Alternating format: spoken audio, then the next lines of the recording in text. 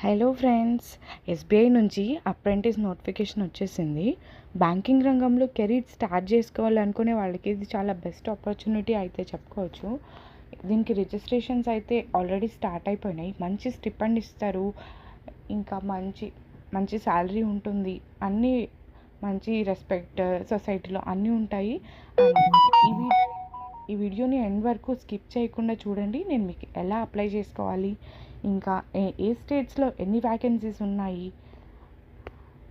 Exam ఎలా ఉంటుంది అన్న డీటెయిల్స్ కూడా షేర్ చేస్తాను.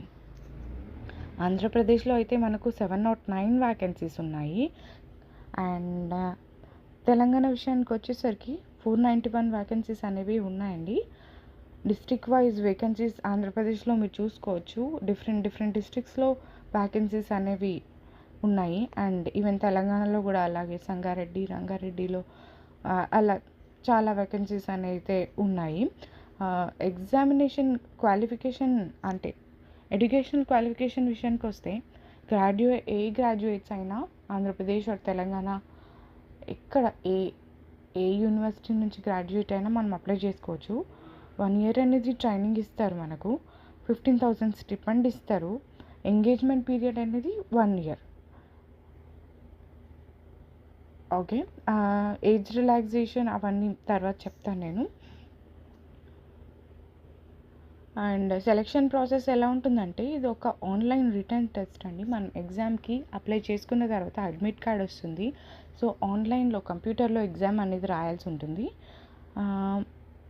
ఇందులో ప్యాటర్న్ ఎలా ఉంటుందంటే, జనరల్ ఆర్ ఫినాన్షియల్ అవేర్నెస్ గురించి 25 క్వశ్చన్స్ ఇస్తారు. 25 మార్క్స్కి. General English, quantitative aptitude, reasoning ability and quantitative యాప్టిట్యూడ్లో కూడా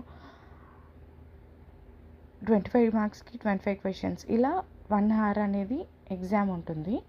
ఒక్కొక్క సెక్షన్కి 15 minutes అనేది టైమింగ్ ఉంటుంది. మనకు ఇంగ్లీష్ తప్ప మిగతా 3 అంటే general financial awareness, quantitative aptitude, reasoning ability ఇవన్నీ మనకు తెలుగు ప్లస్ ఇంగ్లీష్ రెండిట్లో వచ్చేస్తాయి. ఆంధ్ర అండ్ తెలంగాణ వాళ్ళకైతే తెలుగు ఇంగ్లీష్లో వస్తాయి. వేరే స్టేట్స్ వాళ్ళకి వాళ్ళ లాంగ్వేజెస్లో వచ్చేస్తాయి.